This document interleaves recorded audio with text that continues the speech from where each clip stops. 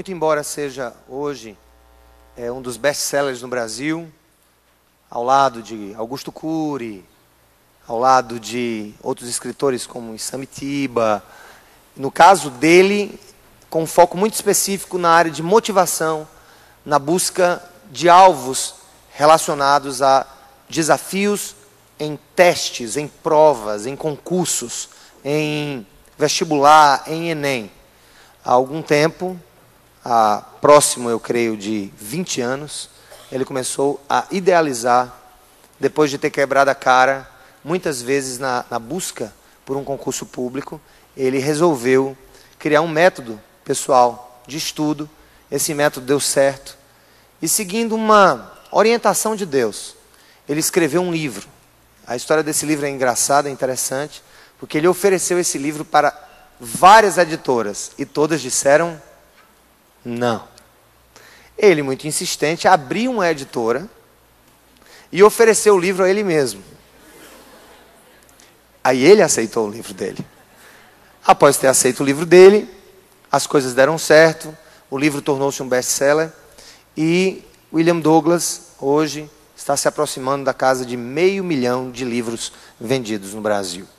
Isso é uma marca extraordinária e, não obstante todo esse sucesso, hoje como juiz federal lá no Rio de Janeiro, depois de ter passado também vários concursos por vários lugares, ele sempre dedica, quando faz palestras relacionadas a essa temática de concurso, ele sempre está disposto a participar voluntariamente de celebrações cristãs onde ele fala um pouco. Hoje nós vamos fazer diferente, já que a temática é um novo homem, uma nova mulher para uma nova república.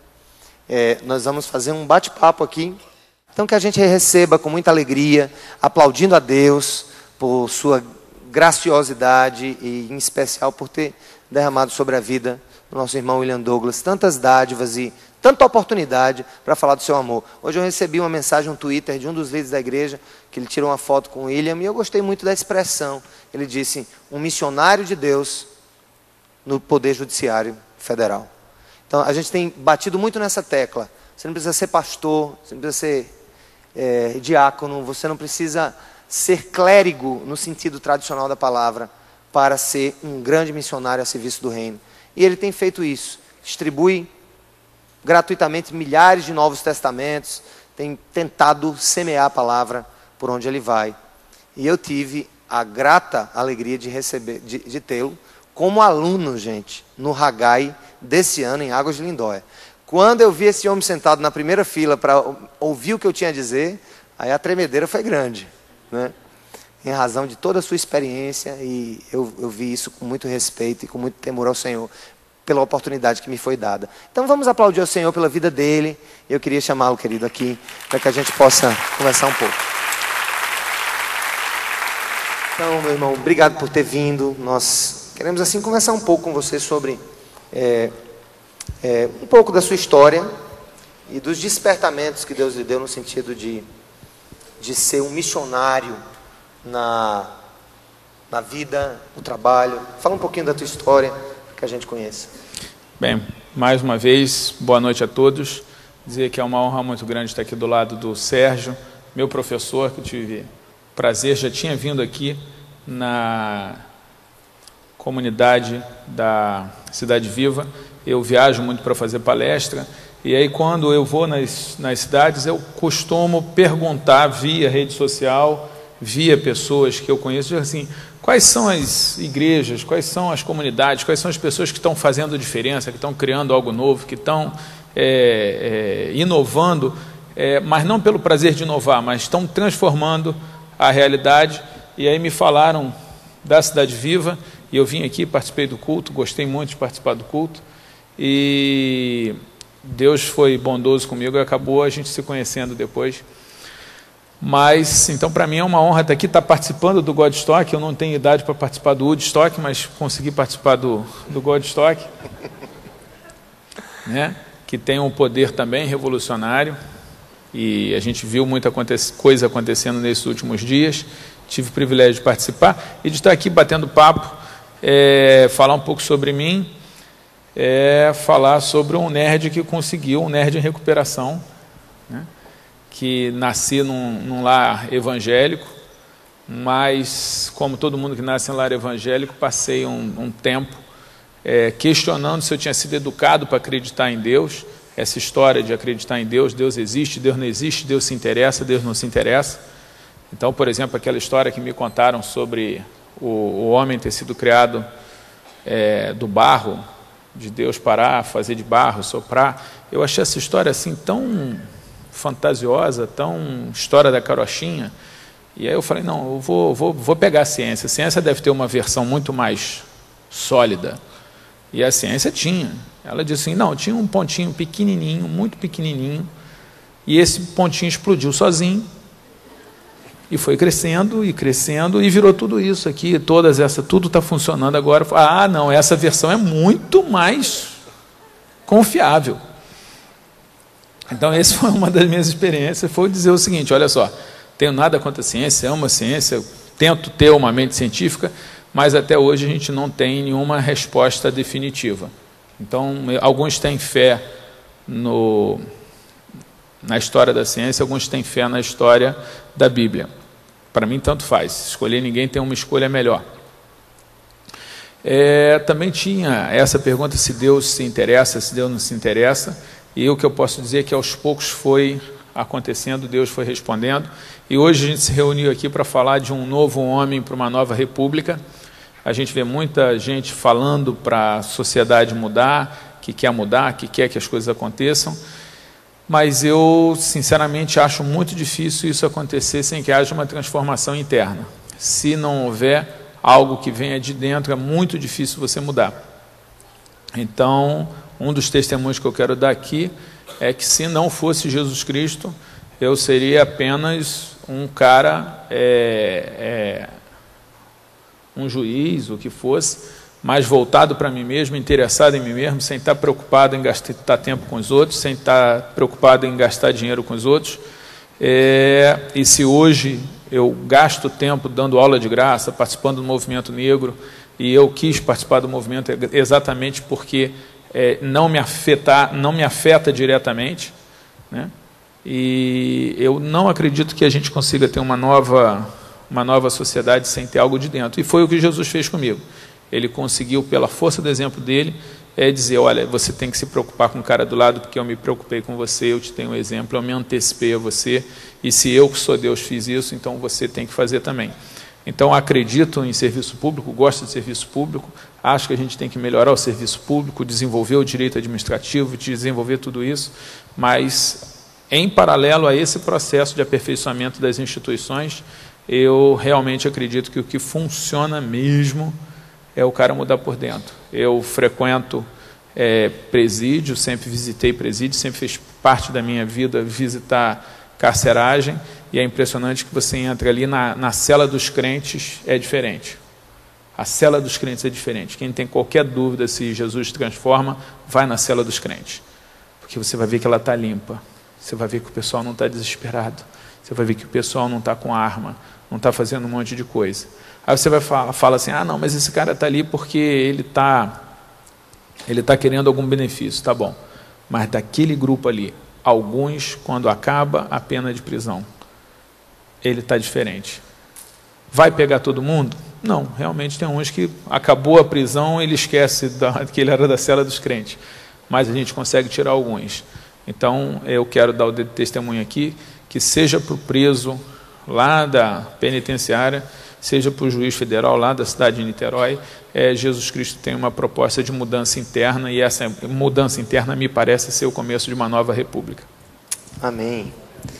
Eu quero tocar num assunto contigo, e a gente sempre fala sobre isso, irmãos, aqui, e tem muita gente nos ouvindo, certamente foi divulgado na mídia, tem muitas pessoas conectadas agora, e é difícil a gente começar a fazer críticas a partir de uma autocrítica. Quando eu falo autocrítica, eu falo a gente tentar enxergar o movimento cristão no Brasil e a relevância dele para a sociedade. Uma vez me perguntaram assim, uma pessoa estava se referindo à presença da igreja na sociedade, por exemplo, a presença no bairro, e perguntaram para Um grupo de pastores, essa pessoa perguntou para um grupo de pastores: se a sua igreja sair do lugar onde ela está e fechar as portas, sem falar nos seus próprios membros, quem sentirá a falta dela? Alguém vai sentir falta da igreja? E aí eu fico pensando, eu queria que a gente conversasse sobre isso, porque essa mudança, ela exige o que a gente costuma falar de alteridade, algo que transcende os meus interesses e se desloca para os interesses dos outros na sociedade. Aí eu lhe pergunto, o que é que você acha hoje dessa febre que se tem na igreja, especialmente no Brasil, em que, não vou dizer todos, mas a grande maioria das pessoas estão preocupadas em ir para a igreja atrás de seus próprios interesses, das suas próprias bênçãos, e a igreja está inerte dentro das quatro paredes. O que é que você pensa sobre isso? Você que já andou, já pregou em tantos lugares, o que é que você acha dessa postura, digamos assim, inerte, paralisada para o que acontece para fora do muro da igreja? Quem tivesse andado comigo e com o Sérgio sabe que nós dois gostamos muito da parábola do filho pródigo, e que normalmente eu passei a minha vida toda, eu já disse para vocês, eu tenho hoje 44 anos, eu nasci em lar evangélico, então sempre frequentei a igreja, eu sempre ouvi muita gente pregando sobre a parábola do filho pródigo, mas batendo no filho pródigo, dizendo que o filho pródigo errou e tal, falando do amor de Deus, mas, e isso o Sérgio faz também, a parábola do filho pródigo, ela foi contada não focada no filho pródigo, mas focada sim no filho mais velho, que era aquele que era o filho comportado, que era o filho bonzinho, que era o filho que trabalhava, que oficialmente honrava o pai, e que Jesus Cristo conta aquela história para criticar a postura dele, que é uma postura de insensibilidade com o filho mais novo, de irresponsabilidade, porque ele, como irmão mais velho, ele tinha uma responsabilidade, e de insatisfação com esse filho receber coisas graciosamente do pai. O que eu acho que acontece na igreja hoje é a gente ter o desafio da gente buscar se comportar, ser o filho certo, mas sem achar que isso vai nos dar o direito de cobrar coisas do pai, como o filho lá de Lucas 15 cobrou, e sem a gente olhar para o cara do lado e falar o seguinte: eu sou melhor do que você, eu mereço mais do que você. Então, uma das coisas que mais me deixa angustiado é você ver campanhas, eu não estou aqui para criticar pessoas, mas a gente tem que analisar comportamentos. Então, você que está aqui, você que está pela internet, que está pela televisão, você quer passar em concurso, tem muito assunto aí para a gente falar de passar em concurso, tem técnica, tem dica, tem muito material gratuito. Agora, hoje a gente reuniu aqui, dá para a gente construir uma nova república? Dá para a gente construir uma nova sociedade? Será que isso acontece? E eu acho que para isso acontecer, a gente passa pelo... Um dos caminhos, não o único, é exatamente a pessoa que age pela energia religiosa, que age pela fé. Eu conheço muita gente que não é corrupto, muito servidor público que não é corrupto, que trabalha bem, que se dedica por causa de Jesus Cristo. Então, se eu fosse ateu e quisesse fazer o país funcionar melhor, e visse que tem um grupo de malucos que, por causa de Jesus, trabalham bem, que por causa de Jesus não corrompem, eu não ia desperdiçar essa energia. Eu não ia desperdiçar essa energia. E o que me deixa nervoso é que você liga a televisão, assiste um canal evangélico e você vê gente dizendo assim: não, você faça isso que Deus vai tirar a prosperidade do ímpio e vai dar para você. Então você faça o seguinte, Sérgio, você me dê esse relógio aqui, entregue, e Deus vai tirar a prosperidade do ímpio e vai dar para você. Então eu sou de um tempo em que os protestantes, hoje chamados evangélicos, olhavam para o ímpio e diziam: olha, Jesus te ama, Jesus quer te salvar. A gente está numa época onde você vê alguns olhando para o ímpio e dizendo assim: você não merece esse dinheiro que você tem, Deus vai tirar esse dinheiro de você. Então a gente chega a um ponto de corrupção que não dá. Eu hoje dentro de igreja, em relação ao sucesso, meu trabalho é falar sobre sucesso profissional, sucesso em concurso. Você tem dois grandes problemas dentro da igreja. Tem uma turma que é essa teologia da prosperidade, que é uma corrupção da palavra prosperidade, que a palavra prosperidade está na Bíblia. Existe uma prosperidade bacana, boa, saudável, que agrada a Deus, mas corromper essa palavra. Deus virou empregado, Deus virou objeto de determinações, Deus virou servo. Então, e o esforço pessoal, o trabalho, saíram de cena. E a fé é como se a fé fizesse tudo. A fé fizesse tudo. Você não precisa trabalhar, você não precisa ser honesto, você não precisa se esforçar, porque meio que vai cair do céu o negócio. Sim, principalmente depois que inventaram o diabo, né, fica muito mais fácil o cara errar. Não, foi o diabo que fez isso, foi o diabo que fez aquilo. Então, a pessoa perde um pouco da responsabilidade pessoal. Ou então Deus. Né? Não, Deus abriu uma porta. Eu já recebi gente oferecendo corrupção. Porque dizendo que era uma porta de Deus. Não, Deus abriu uma porta para mim. Era corrupção. Porta do inferno. Mas esse é um lado. O outro lado é uma teologia da miséria, onde você falou em sucesso profissional dentro da igreja. Não, você está em pecado, você é egoísta, você isso e tal. Então, provavelmente, a gente tem uma cultura de ser contrário ao sucesso, de que sucesso é feio, de que sucesso é pecado, que o bonito é ser pobre, que a humildade. Então, eu acho que dentro da igreja hoje a gente tem eu diria, esse problema de insensibilidade em relação ao mundo. A gente está fechado, isso, se tirasse, não ia fazer falta, isso é ruim. A gente tem essa cultura do evangélico que lida de um modo errado com o sucesso, ou acha que o sucesso no secular é importante demais, ou que é feio. E a gente tem essa falta de maior esforço de trabalho em relação a perceber que na Bíblia, de um modo geral, Deus trabalha com o que você tem na mão. Eu só tenho um cajado, é com esse cajado que a gente vai trabalhar. Não, eu só tenho um pote de azeite, é com esse pote de azeite que a gente vai trabalhar. Não, eu só tenho aqui 5 pães e 2 peixes, é com isso aqui que eu vou alimentar uma multidão. Mas normalmente Jesus e Deus, nos milagres, Ele trabalha com o que a pessoa tem na mão. E aí eu quero perguntar para você, para essa nova república, para esse novo tempo, seja um novo tempo para a república, seja um tempo para você. O que você que está aqui assistindo, o que você tem na mão? Se Deus falasse assim, estamos precisando de ajuda, o que você tem na mão? Vou perguntar de novo. O que se Jesus te falasse assim, tem gente passando fome, quero fazer um milagre, quero levar esse povo para uma terra melhor, o que você tem na mão? Essa que é a pergunta que eu também faço para mim. O que eu, William, tenho na mão? O que eu estou fazendo?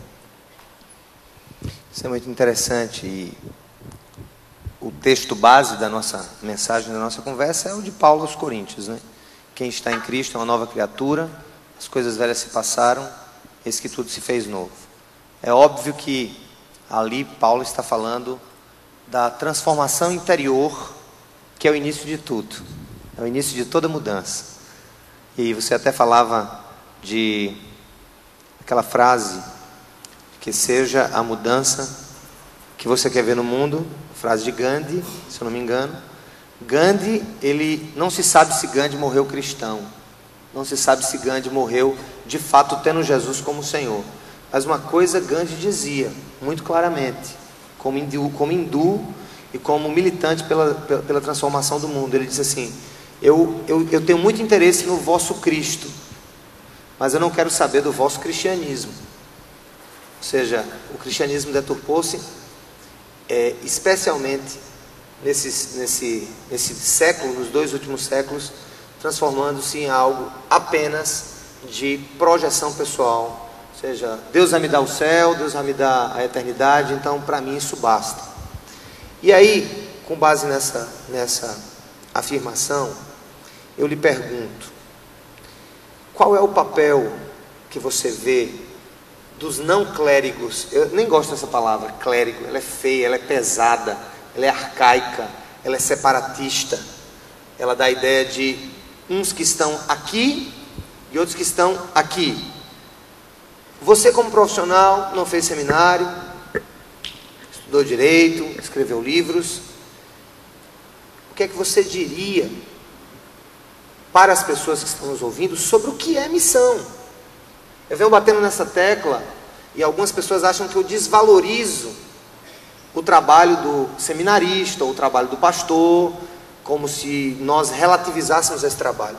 Mas é porque a nossa perspectiva é o seguinte: missão é para todos nós, ou no púlpito ou na sala de audiência. O que é que você diria para a igreja, para quem é cristão, com relação a essa dicotomia doente entre clero, que faz alguma coisa, e aqui os leigos, né, que apenas estão observando? O que é que você diria sobre isso? Eu me lembro que eu era adolescente em igreja, e quando o cara começava a se interessar um pouco mais pela Bíblia, um pouco mais pela oração, um pouco mais pelo serviço, diziam: ele é vocacionado para ser pastor. É quase como se você trabalhar não fosse algo da membresia. Então, orou um pouquinho mais, tem que ser pastor. E eu acho que essa é uma perversão muito grande, porque o que vai funcionar, e aí, desculpa, eu vou falar um pouco de administração. Uma coisa que mudou muito o meu jeito de trabalhar como juiz federal foi ter feito um curso onde eu tive aula de administração, e me ensinaram a respeito do William Deming, que é um dos gênios da administração. Ele diz o seguinte: você, para produzir mais, você não tem que ter um monte de gente trabalhando, 10, 15, 20 pessoas trabalhando, e um fiscal ali desconfiando de todo mundo, com um chicote na mão, fazendo todo mundo, falando frases de efeito e fazendo todo mundo trabalhar. Porque se você, em vez de ter isso, e é importante dizer que quando você tem esse fiscal, esse supervisor, os funcionários subordinados a ele normalmente se esforçam menos, se preocupam menos, porque entendem que existe alguém que tem que cuidar daquilo com mais zelo. Então a proposta do DEM é: em vez da gente ter 15 subordinados e um fiscal, vamos botar 16 pessoas trabalhando, todos os 16 com responsabilidade sobre o que ele produz, que a gente, ao invés de afunilar 15 em um, nós vamos ter 16 pontos de produção de coisa de qualidade. Eu acho que o cristianismo poderia ter um pouquinho disso. Só que é a diferença, né? A diferença dessa tese da administração é que lá tem um fiscal olhando o povo trabalhar. Na igreja tradicional tem 1000 fiscais olhando um empregado, o jumento da igreja, você entende como é? Então, é meio que ao contrário, o funil se inverte, né? E você foi ótimo na abordagem, porque essa tese da administração, e daí, no meu entendimento, a união de ciência com teologia, é que o apóstolo São Paulo, quando escreve aos Coríntios, na primeira carta, aliás, quando ele escreve aos Efésios, ele já diz o seguinte: que Deus colocou na igreja apóstolos, pastores, mestres, né? E para quê? Com que objetivo? Profetas, apóstolos, pastores e mestres. Com que objetivo? Para capacitar o corpo de Cristo para a obra do ministério.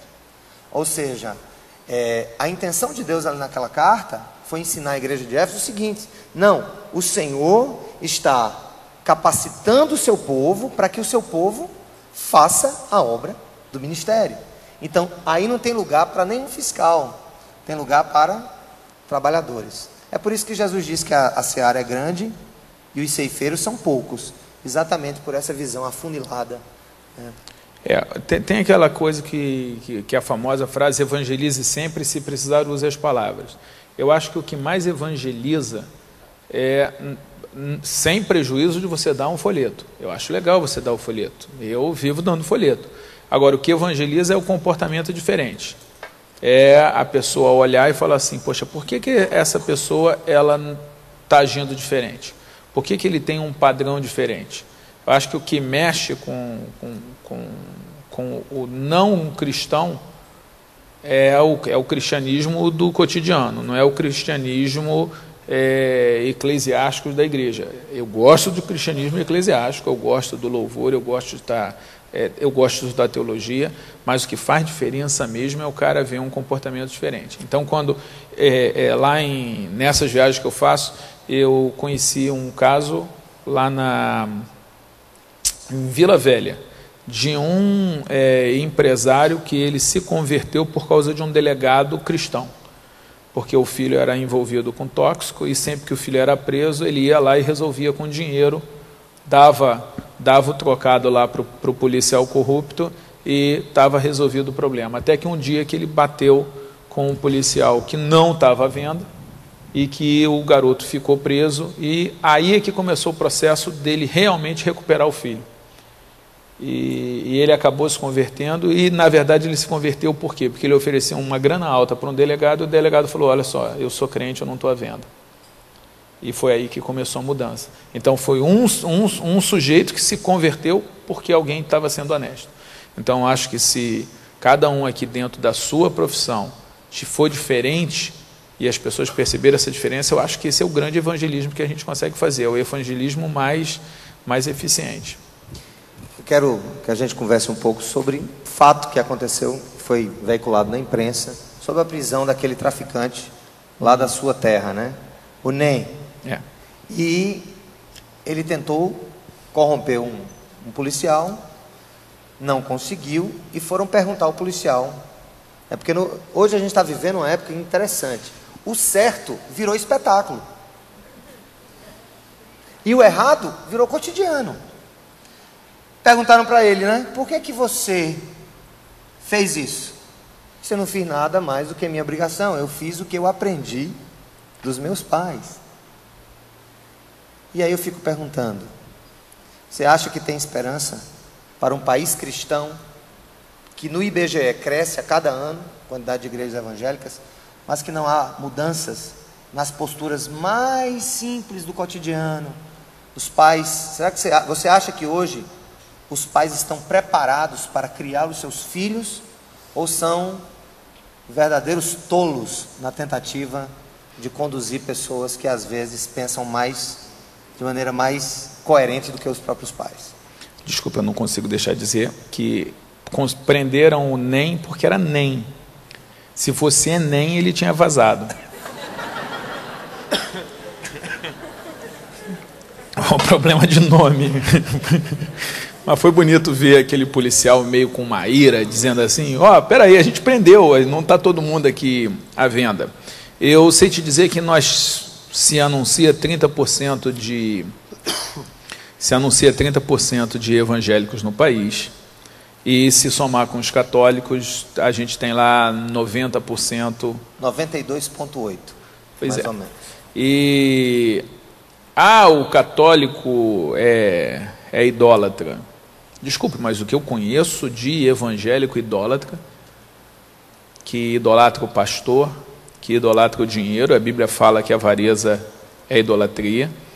Então, acho que antes de eu virar para um católico e dizer se o fato dele adorar a santa ou não, ele é idólatra, e eu não vou entrar nessa discussão, eu acho que eu só tenho moral para falar, para pensar nisso, o dia que eu não tiver zero de avareza.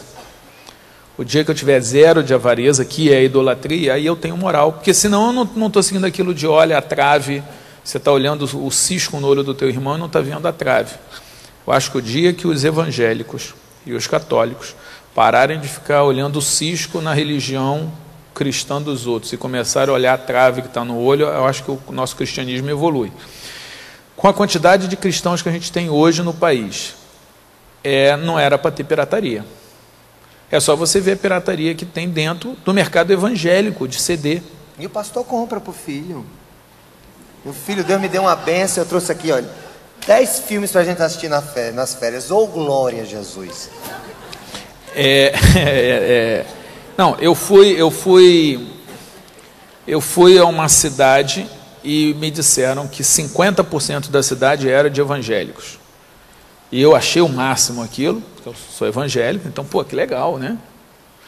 E quando eu fui almoçar, terminei o almoço, e aí tinha dado R$30, e o funcionário lá perguntou o seguinte, o garçom, você quer que eu bote um valor a mais? Fez uma cortesia, uma gentileza. Vou ser legal, em vez de botar 30, vou botar 50, 60, você quer? Na nota. Aí eu falei, não, E aí virei para a pessoa da cidade que estava, e ele disse que como é uma cidade que tem muita gente de fora, muita gente que mora ali, mas que não é da cidade, que tem muito negócio, o resumo é o seguinte: é uma prática comum da cidade o sujeito botar ali mais 10, 20, 30 reais para cobrar isso da empresa. Poxa, como é que isso funciona dentro de uma igreja, dentro de uma cidade com 50% de evangelho? Então, uma proposta que eu estou fazendo para mim, na minha jornada de crescimento espiritual eu vou parar de ficar falando do que os outros não estão fazendo. Quando eu olho no espelho, o William já é um pai dentro do modelo de paternidade, que você falou aí de pai, eu já sou esse tipo de pai. O William já é um tipo de marido. Pô, comparado com a média, eu me saio muito bem. Quero dizer que eu estou bem. Com a média. Com a média eu estou muito bem. Mas comparado com o marido que eu devia ser como cristão, eu sou um lixo de marido. Sou um lixo de juiz. Sou um lixo de pai. Sou um lixo de muita coisa. Se eu olho para a média, eu me saio bem, volto a dizer. Mas se eu olho para Cristo, se eu olho para o Evangelho, eu falo, caraca, como é que eu vou poder falar do cidadão ali que está errado se eu ainda não sou? Então a minha proposta de Nova República é o seguinte: de novo cristianismo a hora que eu chegar a ser um cristão realmente, que eu acho mais ou menos, aí eu começo a olhar o cristianismo dos outros. Sem abrir mão de você denunciar o erro, como aqui eu estou denunciando. Olha, esse negócio de querer a bênção do ímpio é loucura. De dizer que você só é abençoado se você é rico é loucura. De dizer que que a ambição é pecado, vivo dizendo, um doce para quem me mostrar na Bíblia que a ambição é pecado. Na Bíblia eu conheço a ambição egoísta. A ambição egoísta é pecado. Mas ter sonho, ter plano, não. Então, para mim, aí no plano pessoal, eu procuro exercer um cristianismo. A hora que eu me consertar como cristão, eu vou olhar o cristianismo dos outros. Que maravilha, louvado seja o nome do Senhor, amém? Eu gostaria de abrir para uma pergunta, ou duas perguntas. Alguém quer fazer uma pergunta? Sobre a vida dele, sobre as dificuldades dele, enfim. Nessa luta, enquanto juiz, de expressar o seu cristianismo de maneira autêntica, enfim, como também uma celebridade nacional. Tudo isso mexe com os nossos egos. Perguntaram não? Então vou perguntar. Tem lá, uma lá. Tem uma? Uma impressão. Como juiz, eu vou repetir para quem está em casa, certamente julgando casos de corrupção, de nível federal, como é que você, enfim, trabalha com esse nível de corrupção que está no Brasil? O que é que se produz em tua cabeça, no teu coração? Meu raciocínio é o seguinte: o meu metro quadrado de Brasil e o meu metro quadrado de serviço público não tem corrupção. E todas as vezes que eu falo, como falei hoje para vários servidores públicos, eu propus o seguinte: gente, vão limpar isso aqui. Cada um cuida do seu metro quadrado. Cada um no seu quadrado, né? Cada um no seu quadrado. Cada um. Então fizeram pensando em você, né? Cada um lá no seu metro quadrado de serviço público vai fazer. E claro, se você puder aborrecer um pouco o metro quadrado do outro, do cara que está fazendo errado, eu acho divertido, né? Então eu já pula, bota o pé, né? Chuta o cara lá do metro quadrado. Eu já tirei cargo de servidor público por sentença. Já condenei muita gente, e eu costumo condenar o cara que é corrupto a perder o cargo. Então a gente faz o possível. De um modo geral, você consegue combater a corrupção. Eu acredito que combater corrupção mesmo é o cara ter uma mudança interna, ou porque o pai dele ensinou, ou porque ele estudou filosofia e chegou à conclusão, ou porque ele é cristão, ou porque ele é muçulmano, porque o muçulmano também tem a mesma proposta de não furtar, ou porque ele é judeu, porque tem a mesma proposta de não furtar. Qualquer que seja a religião dele, o cara chega e não oferece, porque nunca eu já recebi proposta, por mais que você evite, você ouve proposta. Então eu já recebi proposta de 5 milhões. 5 milhões para fazer uma coisa errada. E a pessoa que foi intermediária da proposta, eu avisei, eu falei, amigo, eu não vou te prender porque realmente você lê jornal, você vê televisão, você acha que está todo mundo assim, aquela coisa de... Ficou normal, você banalizou a corrupção. Para o salário de juiz ganha bem, mas nunca o salário de juiz e qualquer servidor público vai competir com a corrupção. Então, o que vai funcionar para você acabar com a corrupção nesse país é o cara falar assim, não estou interessado. Só que para algumas pessoas, na posição é complicado. Então, eu como juiz, eu tenho muita facilidade que eu que sou o chefe. Para alguns tipos de cargo. Então, o William lidar com corrupção é relativamente fácil porque eu sou o chefe. O máximo que vai acontecer é, como eu já fui jurado de morte várias vezes, aliás, eu comecei a ser jurado de morte como defensor público, eu trabalhava com corrupção policial, com abuso de autoridade, então eu fui mais jurado de morte como defensor público do que como delegado e como juiz. Mas você, de vez em quando, é jurado de morte, e aí eu quero citar o William Wallace, né? Todo mundo morre, mas nem todo mundo vive, então acho que morrer todo mundo morre. Então, faz parte do ofício, de vez em quando, algum morrer. A Patrícia Cioli, que morreu, era minha amiga.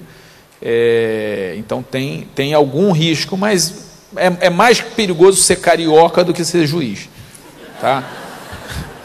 Então, também... A média... Tem algum carioca aqui que concorde com essa?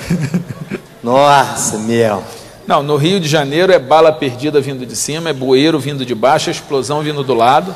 A ginga do carioca, na verdade, é o carioca saindo disso tudo.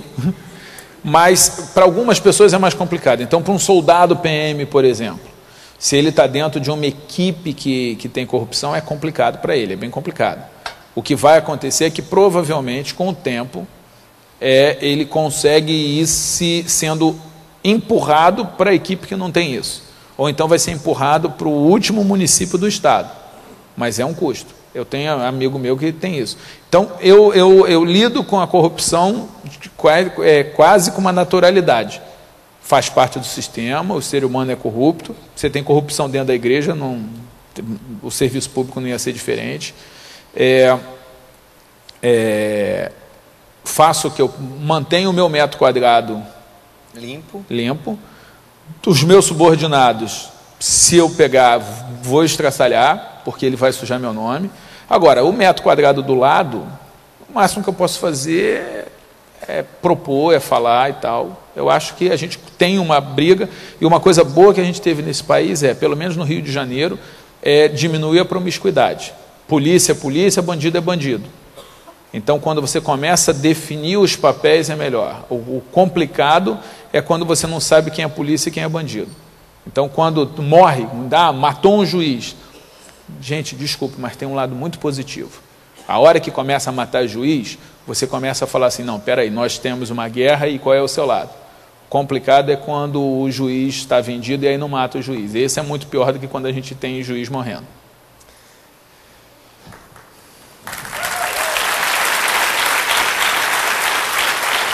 Nós estamos em uma cadeia de transmissão agora em várias TVs. Então, às 10 horas encerram algumas delas.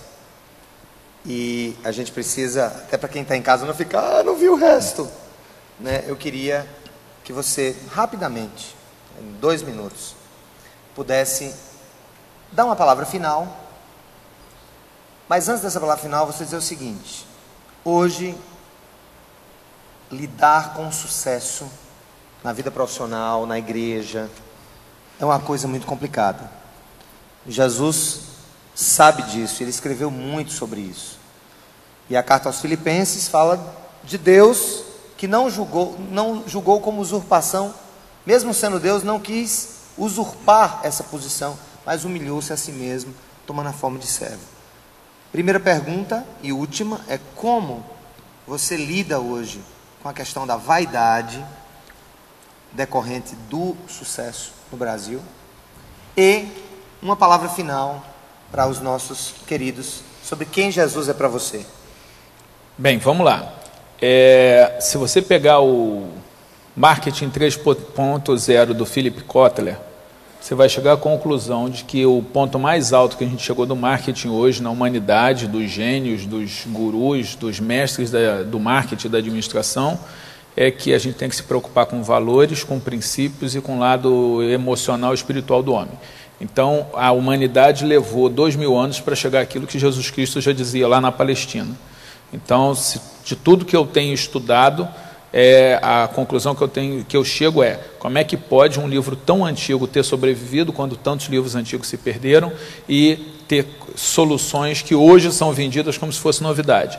Então eu quero declarar aqui que eu acredito na Bíblia, numa Bíblia que é a palavra de Deus, que é inerrante, que é regra de conduta e de salvação, e que se alguém discorda disso, é só estudar a Bíblia para ver que a Bíblia é extremamente evoluída do ponto de vista de sistema, de intelecto. Em relação ao sucesso, eu quero dizer para todo mundo que está aqui, que está na internet, que está na televisão, que Deus quer que você tenha sucesso, que Deus quer que você sonhe, que você tenha uma vida abundante, que você cresça, que você se realize, que você tenha do bom e do melhor. Agora, quando a gente fala em sucesso, o sucesso terreno, ele termina no máximo em 100 anos. E o sucesso em termos de vida eterna, dura a eternidade toda. São milhões e milhões de anos, se fôssemos contar.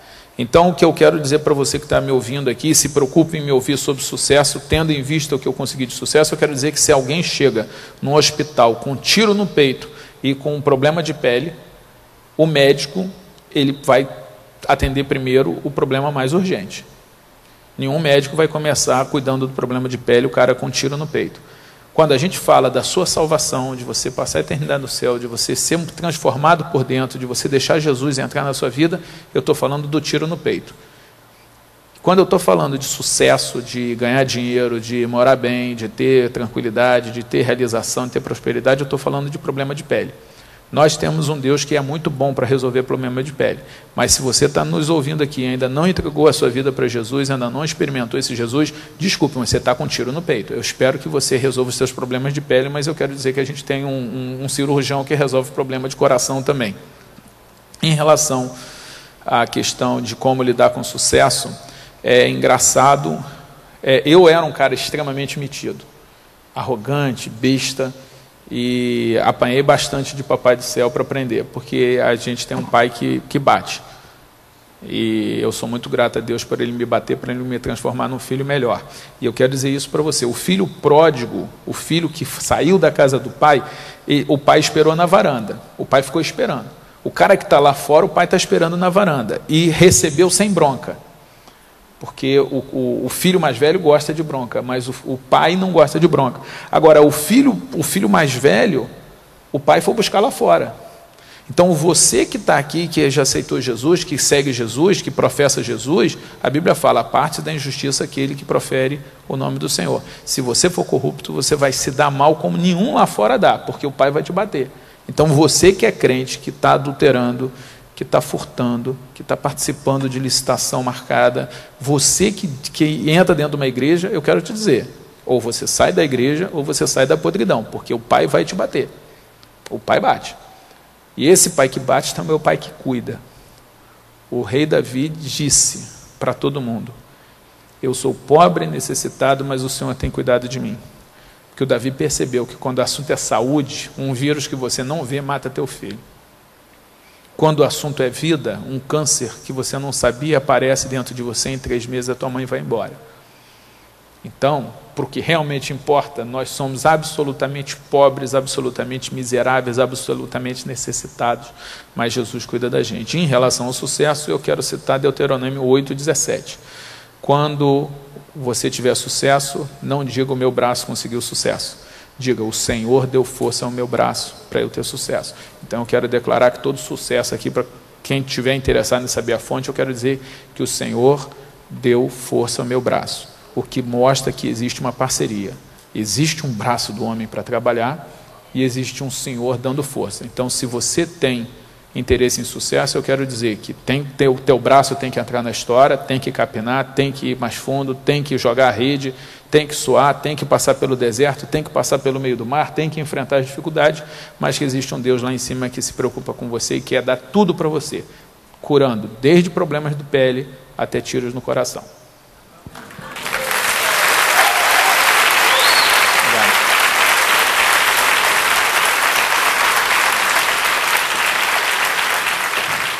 Louvado seja o nome do Senhor. Nós louvamos a Deus por essa oportunidade, meu querido, e esperamos tê-lo em outra oportunidade para a gente continuar falando sobre esses assuntos maravilhosos. Tá, joia. Quero agradecer a todo mundo, deixar bem claro que eu não sou bonzinho, tá? Eu sou pecador, eu erro, eu várias vezes já traí o nome de Cristo, já envergonhei o Senhor Jesus, mas ele tem uma habilidade muito grande em trabalhar com filhos que vão para o chiqueiro.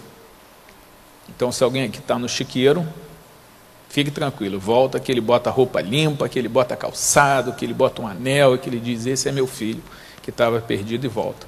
E se você já está aqui dentro e não está feliz, está olhando para o teu pai e falando, pai, eu estou como um escravo aqui. Se você está aqui dentro e está se sentindo escravo, se você está aqui dentro e não está fazendo churrasco nem com boi cevado, nem com cabrito, desculpe, você é um bobo, porque você tem um pai rico que diz que você está debaixo da casa dele, que tudo que ele tem é seu, e você não está usando o que você tem.